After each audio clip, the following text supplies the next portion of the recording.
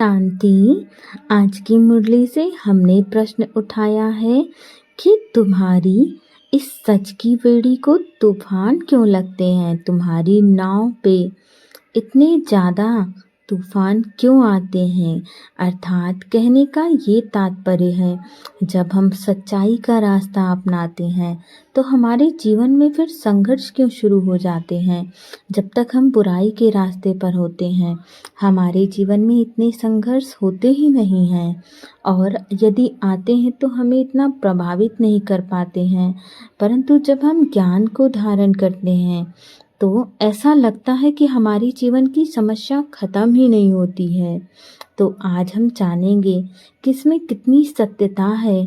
आज बाबा ने इस प्रश्न का भी उत्तर दे दिया है, क्योंकि कुछ ब्राह्मण आत्माएं ऐसी हैं, जब वो ज्ञान में आती हैं तो उन्हें लगता है कि हमारे जीवन का जो संघर्ष है वो समाप्त ही नहीं हो रहा है।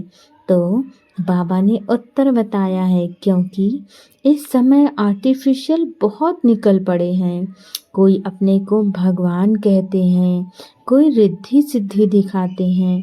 इसीलिए मनुष्य सच को परख नहीं सकते हैं, सच की बेड़ी को हिलाने की कोशिश करते हैं। क्योंकि बहुत सारी ऐसी आत्माएं हैं, आज के जो कलयुग का समय चल रहा है उस समय कोई आत्मा अपने आप को कुछ दिखाने की कोशिश करती है, कोई आत्मा कुछ दिखाने को कोशिश करती है। आजकल तो बहुत सारी आत्माएं ये भी करती हैं कि मेरे अंदर शिव बाबा की आत्मा आई, मेरे अंदर तो मम्मा की आत्मा आ गई। ये सब कहती और करती हैं, परंतु उसमें सच्चाई नहीं होती है। और फिर हम भटकते रहते हैं कि क्या ये सही है या फिर गलत है। और जब हम भटकते रहते हैं तो कई बार ऐसा होता है कि हम गलत जगह भी चले जाते हैं। और जब हम गलत जगह चले गए हैं फिर हमने कहीं ना कहीं गलत कर्मों को भी करना प्रारंभ कर दिया है।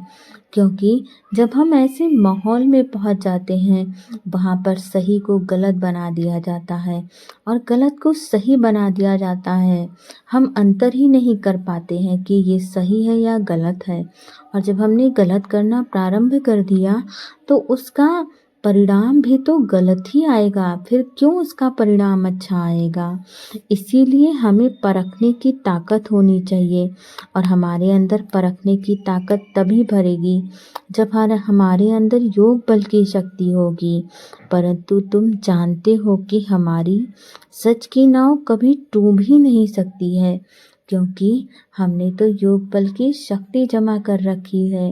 यदि आप सच्चे योगी हो, सच्चे प्रैक्टिशनर हो, आपने अच्छे से मेडिटेशन को अपने जीवन में धारण किया है, तो आप एक क्षण में अंदाज़ा लगा लोगे कि ये सही है या गलत है। आपको तुरंत अंदाज़ा लग जाएगा, आप अपना समय व्यर्थ कहीं जाया ही नहीं करोगे। और जब हमें पता चल जाता है तो हम अपने कदम वहीं से पीछे ले लेते हैं। आज जो विघ्न डालते हैं वे कल समझेंगे कि सद्गति का रास्ता यहीं से मिलना है। बहुत सारी ऐसी आत्माएं हैं जो तमाम प्रकार की बातें उलट पुलट करके बाबा के बारे में, ब्रह्म कुमारी के बारे में फैलाती हैं, क्योंकि वो हमारे कार्यों में रोड़ा डालना चाहती हैं। या हो सकता है उनके गलत कर्मों की वजह से कुछ ऐसा हुआ हो जो उनको लग रहा हो कि नहीं, इस वजह से मेरा ऐसा हुआ है। तो हम सब के अंदर पहली बार तो एक स्वीकार करने की भावना आनी चाहिए कि मैं स्वीकार करती हूँ कि मेरे जीवन में ऐसा हुआ, बजाय किसी और के ऊपर फालतू में ब्लेम लगाने के। जब हम चीज़ों को स्वीकार कर लेते हैं तो हम अपनी गलतियों का ढीगरा किसी और के ऊपर नहीं थोपते हैं। और जब हम थोपते नहीं हैं तो हम गलत कर्म को करने से बचने लगते हैं।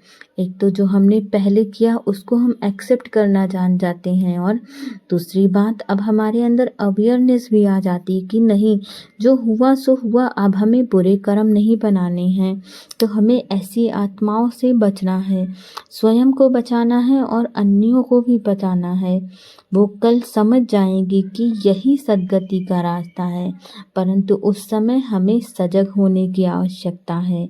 सबके लिए यह एक ही हड्डी है, इसीलिए हमें अपनी शक्तियों को जागृत करना होगा। हमें अवेयर होने की आवश्यकता रहेगी। हम जो भी आए उसको सबको सही तरीके से एक सही दिशा दे सकें। यदि कोई गलत आत्मा भी है तो अपने गुणों और शक्तियों से उन्हें परिवर्तित कर सकें। ओम शांति।